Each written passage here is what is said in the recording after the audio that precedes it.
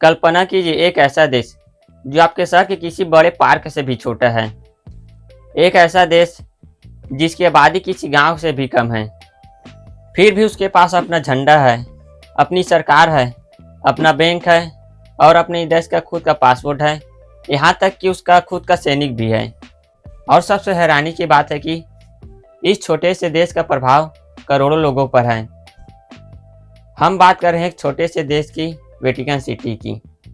लेकिन सवाल यह है कि आखिर इतना छोटा देश चलता कैसे है, पैसा कहाँ से आता है और यहाँ के लोग क्या काम करते हैं, और अगर ये देश इतना ही छोटा है तो इसकी सुरक्षा कौन करता है। आज की इस वीडियो में हम वेटिकन सिटी के हर चीज़ को विस्तार से जानेंगे। वेटिकन सिटी यूरोप के देश इटली के अंदर स्थित है और इटली की राजधानी रोम के बीचों बीच मौजूद है।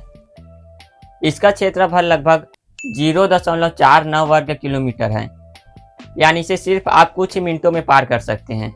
लेकिन आकार छोटा होने का मतलब यह नहीं कि इसका अहमियत भी छोटा है। पूरी दुनिया के कैथोलिक ईसाइयों के लिए यह सबसे पवित्र जगह माना जाता है। यहाँ हर साल लाखों श्रद्धालु और पर्यटक यहाँ घूमने आते हैं। लेकिन सवाल उठता है कि यह देश बना कैसे। सदियों पहले चर्च के पास बड़ा जगह हुआ करता था, लेकिन समय के साथ वह क्षेत्र भी कम हो गया। फिर 1929 में इटली और होली सी के बीच एक समझौता तय हुआ। इसे लेटरन ट्रीटी कहा जाता है। यहीं से वेटिकन सिटी को आधिकारिक रूप से एक स्वतंत्र देश का दर्जा मिला, यानी लगभग 100 साल पहले नक्शे पर दुनिया का सबसे छोटा देश पैदा हुआ और यह दुनिया का आज भी सबसे छोटा देश है। अधिकतर देशों में प्रधानमंत्री या राष्ट्रपति होते हैं, लेकिन वेटिकन सिटी सबसे अलग है। यहाँ के प्रमुख होते हैं पोप। पोप सिर्फ धार्मिक नेता नहीं होते, वे वेटिकन सिटी के शासक भी होते हैं। अगर देश का कुछ भी महत्वपूर्ण निर्णय लेना होता है तो वो पोप ही लेते हैं। दुनिया के करोड़ों कैथोलिक लोगों के लिए पोप का विशेष महत्व है। यही वजह है कि वेटिकन सिटी का प्रभाव उसके आकार से कई गुना बड़ा है। अब एक दिलचस्प सवाल, अगर कोई इस देश पर हमला कर दे तो क्या इसकी सेना है? तो जी हाँ, वेटिकन सिटी की सुरक्षा के लिए एक विशेष बल मौजूद है जिसे पोंटिफिकल स्विस गार्ड कहते हैं। इनकी रंग बिरंगी यूनिफॉर्म पूरी दुनिया में फेमस है। इनका मुख्य काम पोप और वेटिकन सिटी की सुरक्षा करना है। हालांकि देश छोटा है, लेकिन सुरक्षा व्यवस्था काफ़ी मजबूत रहता है। अब सबसे बड़ा सवाल, इतना छोटा देश चलता कैसे है? इसके पास पैसा कहाँ से आता है? सबसे बड़ा स्रोत है दान।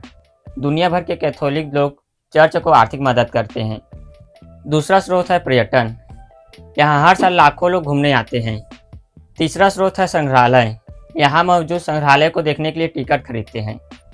चौथा स्रोत है स्मारक वस्तुएं, यहाँ की डाक टिकट, पुरानी सिक्के, म्यूजियम जैसे चीज़ को देखने के लिए लोग टिकट खरीदते हैं। यानी देश छोटा है, लेकिन उसका कमाई का स्रोत बहुत ही मजबूत है। वेटिकन सिटी की आबादी बहुत कम है। यहाँ ज़्यादातर धार्मिक अधिकारी, सुरक्षाकर्मी और प्रशासन से जुड़े लोग रहते हैं। कई लोग रोम में रहते हैं, लेकिन काम करने वेटिकन सिटी आते हैं। इसी वजह से यहाँ बड़े शहरों जैसा भीड़ दिखाई नहीं देता। फिर भी यहाँ जरूरी सेवाएं उपलब्ध है।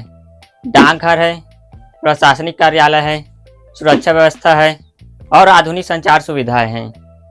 वेटिकन सिटी केवल एक देश नहीं, यह कला और इतिहास का खजाना भी है। यहाँ मौजूद सेंट पीटर्स बासिलिका दुनिया के प्रसिद्ध चर्चों में से एक माना जाता है। यहाँ मौजूद वेटिकन म्यूजियम में कई कलाकृतियाँ सुरक्षित रखी गई हैं। इन कलाकृतियों को देखने के लिए विदेशों से हर साल लाखों पर्यटक घूमने आते हैं। यही कारण है कि वेटिकन सिटी का महत्व कई गुना ज़्यादा है। लेकिन दुनिया के सबसे छोटा देश भले ही आकार में छोटा है, लेकिन इसका महत्व और प्रभाव बहुत ही बड़ा है। सिर्फ आधा किलोमीटर वर्ग का यह देश अपनी खुद सरकार चलाती है, अपनी सुरक्षा संभालती है, दुनिया से आने वाले पर्यटकों का स्वागत करता है और करोड़ों लोगों के आस्था का केंद्र बना हुआ है। अगर आपको यह वीडियो पसंद आई तो वीडियो को like, comment, share and subscribe जरूर करें।